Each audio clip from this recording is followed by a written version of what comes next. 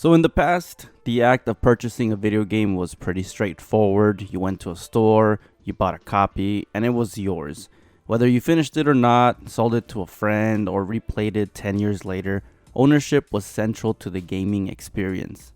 However, over the past decade, gaming has undergone a significant transformation, much like movies and TV shows shifted from DVD collections to streaming platforms like Netflix. Video games have begun moving toward a subscription-based future. This Netflix-ification of gaming is driven by the rise of services like Xbox Game Pass, PlayStation Plus, and even services like EA Play or Apple Arcade contributing to this. While this shift brings affordability, convenience, and accessibility, it also raises critical questions about ownership, artistic freedom, preservation, developer compensation, and just the overall future of game design.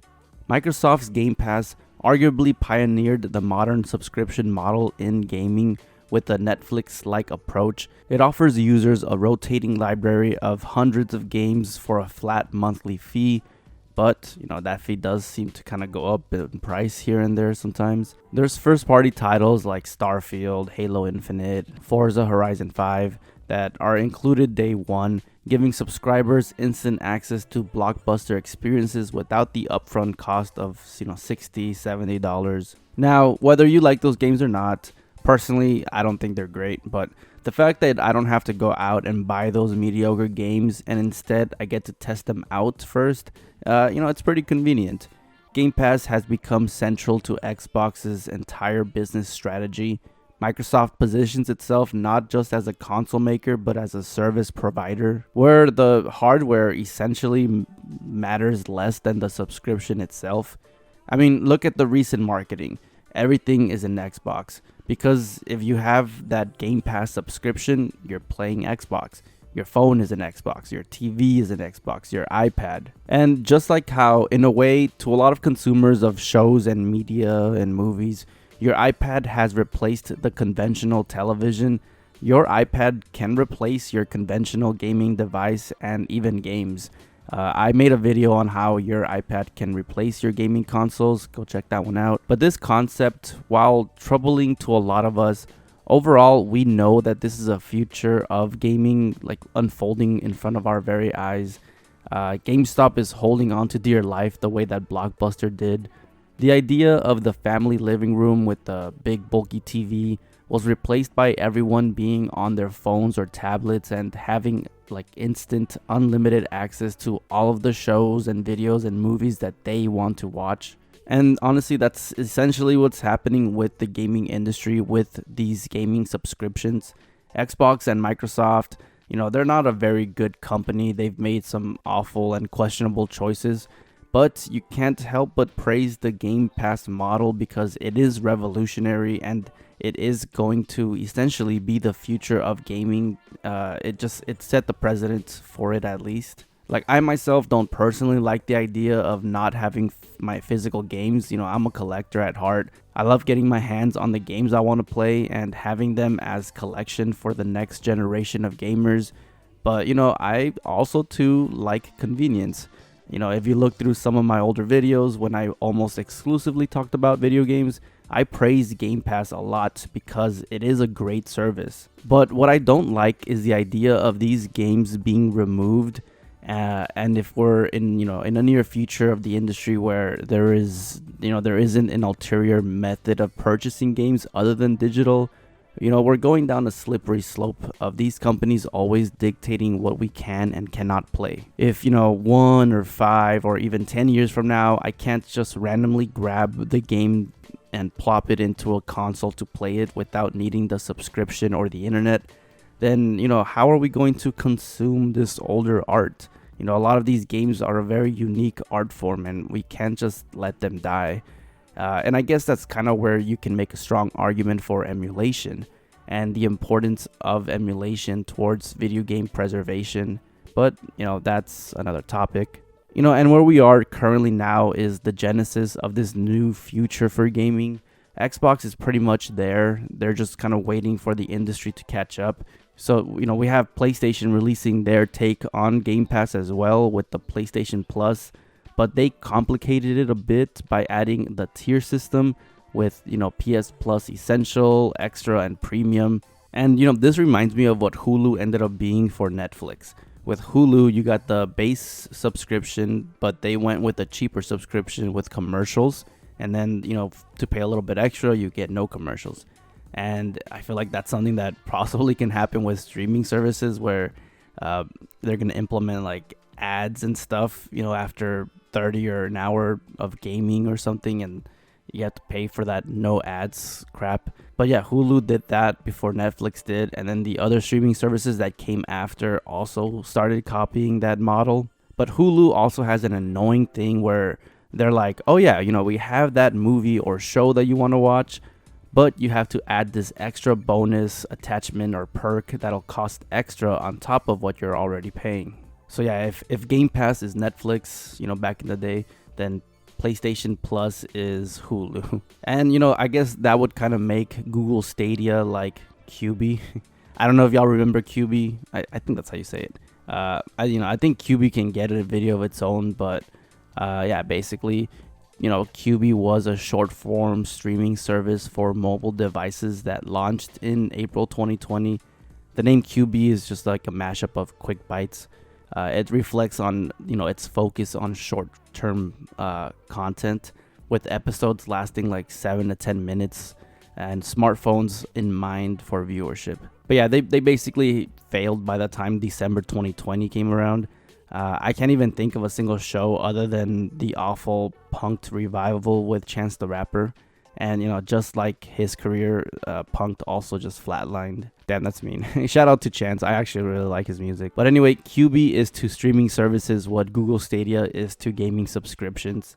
Stadia had a great concept that should have been able to rival Game Pass and PlayStation Plus, but I don't think that they hit the market at the right time.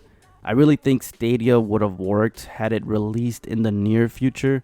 But the problem is that back when it first released, and even now, there's a lot of pushback from traditional gamers who don't want an all digital and an all cloud streaming future for video games. And Google Stadia being literally the very thing that most traditionalists hate, yeah, it wasn't going to win over that audience.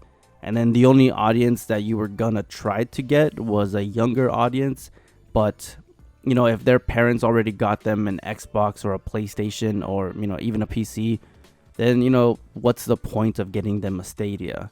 And, maybe for PC as a subscription to play, Google Stadia on the PC. But there's a chance that, if they had a PC, they already had, already established Game Pass on there, or, they already have a Steam library. Stadia just didn't release at the right time. It was doomed to fail from the start because of the gaming industry being where it's at. And I don't know about y'all, but one of the things I hate about TV and movie subscriptions is too many choices. As a very anxious individual, adding the pressure of so much content, and with my limited time due to, work and personal life, choosing to dedicate only a couple hours a week to watching something, but having too many options can be kind of overwhelming. I know it's a very first world problem, but to those who get it. I find myself scrolling through the options longer than I do watching the thing I ultimately end up consuming. And I think that that's a very comparable situation with gaming.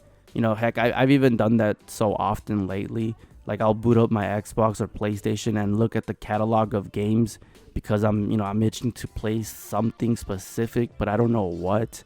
And, I end up scrolling around for so long that I end up just not playing or just hopping back on Rivals. Lately, I did finally take the plunge and immerse myself in Death Stranding. So, there's likely a video coming out for that. But yeah, too much content can be overwhelming. Discovery becomes harder, hidden gems get buried, and players suffer from choice paralysis like myself. In a world where every game is a click away, ironically, many games go unplayed and they just become victims of the backlog. But you also can't deny that subscription-based gaming does have some benefits.